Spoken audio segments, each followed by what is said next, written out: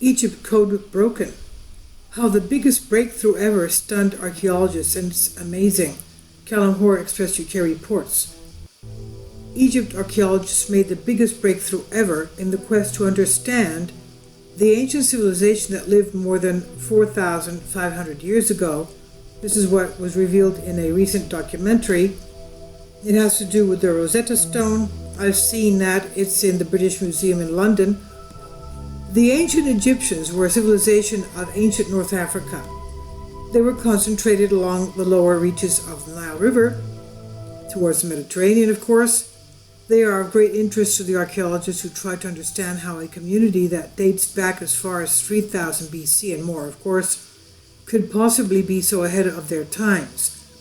An incredible effort has been devoted to studying their structures that still stands today. For example, the pyramids and a lot more, including the Great Pyramid in Giza, the Giza Plateau, in a bid to solve the mystery. But Bethany Hughes, a new Channel 5 show, The Nile, Egypt's Great River, revealed how the discovery just 30 minutes away was truly groundbreaking. This is what she told her viewers last month. 10 miles south of Cairo, I'm heading to the vast royal burial ground of Saqqara, in the Sahara Desert. But first, there's just time to share with you one of the biggest breakthroughs ever in our understanding of ancient Egypt. The people who lived around the Nile Valley were some of the very first to do an incredible thing. They put their spoken language into something that could be recorded, writing. And of course, that's amazing for us historians because we get to understand their lives and how they lived and what mattered to them. Ms. Hughes revealed how archaeologists uncovered a stone that allowed them to translate the ancient language. She added, now of course the language that they used was Egyptian hieroglyphics, which is very beautiful, but the problem is that we lost the ability to translate it for centuries. This is one of the reasons the ancient Egyptians were such a mysterious civilization. Then, in 1899, there was the most amazing discovery in the Nile Delta. It was this thing, the Rosetta Stone. The Rosetta Stone, inscribed with 3 versions of a decree issued at Memphis, Egypt, in 196 BC during the Ptolemaic dynasty on behalf of King Ptolemy V. Now we know that Ptolemaic dynasty, Ptolemy was one of the generals of Alexander the Great.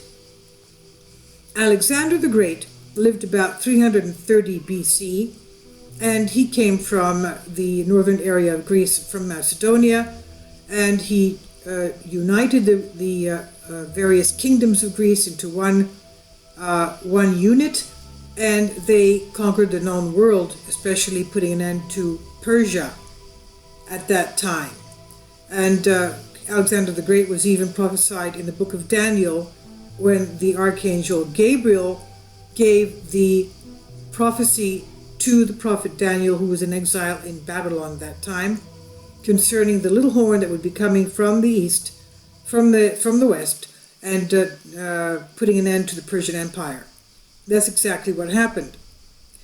And when Alexander the Great went to visit Egypt through Israel, he went to the Temple of Solomon in Jerusalem, and the high priests of Israel told him of the prophecy of Archangel Gabriel given to the prophet Daniel in the exile in Babylonia.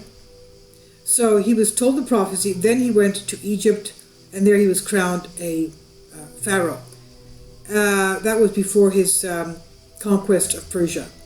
Now, at that time, of course, Alexandria, Egypt, was established by Alexander the Great, and it's on the area of where Goshen was, where the ancient tribes of Israel used to live, the Nile Delta, and he established the Greek language, of course, and Greek letters, Greek alphabet. So, of course, about 100 years later, like 196 BC is about 200 years BC, one of his generals and the descendants of the generals were inheriting their dynasty there. Even Cleopatra was of the Ptolemaic dynasty when she became the Queen of Egypt. She was Greek as well, okay? And they spoke Greek. And even at the time of the Apostle Paul, remember, he also used to know how to speak Greek very well. And at one time they asked him, "Are you Egyptian? Because your Greek is excellent." Right? Remember they asked him that?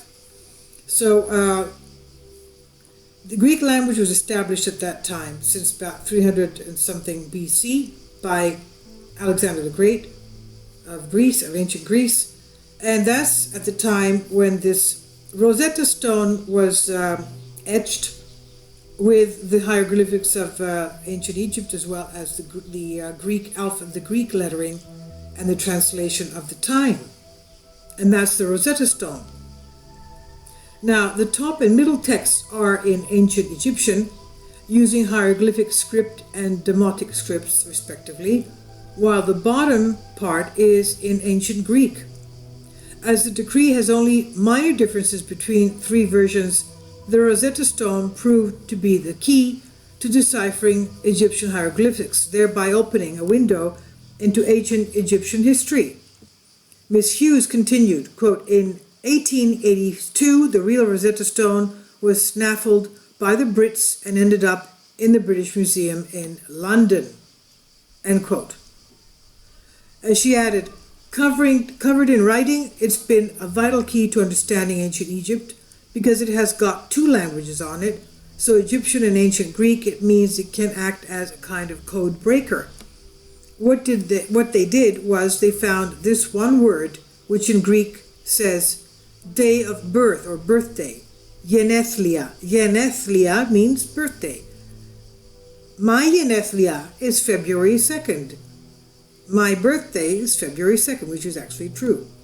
And they matched that up with this hieroglyphic here. So at once we could start to piece together the story of the ancient Egyptians in their own words. It comes after Miss Hughes also revealed unique treasure below the pyramid of Unas in the same series.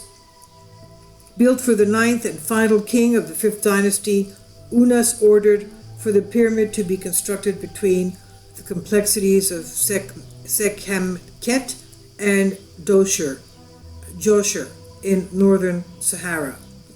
The pyramid subsequently succumbed under its poor structure, and as a result it is now almost completely ruined, meaning archaeologists were unable to safely look inside for 2 decades. But being granted entry for the first time since, Ms. Hughes says, "This is an extra special treat for me because this is the first time since I've come to Egypt that I've been allowed in.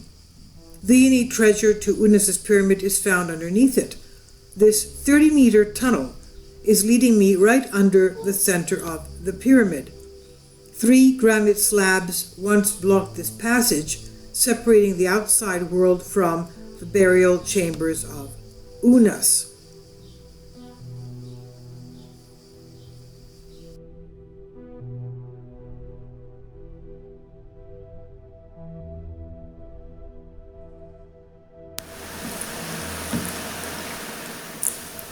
If you'd like to join me on my Patreon account, you will hear content not covered by mainstream media. These riveting stories will be based on my research, and I will state my opinions and give my personal insight on diverse and controversial subjects and world events not covered by mainstream media, and not supported by YouTube guidelines. So whatever I have on my Patreon, most of those will not be on my YouTube channel. Please consider becoming a member today. More of the most significant and important videos will be on my Patreon channel. Your support helps me to continue my research and keeps this YouTube channel alive. And we depend on your support, your generous charity, because we help economically challenged families here in Athens, Greece, in Kapota, and we also help the young generation with university tuition and the community around our church. Thank you.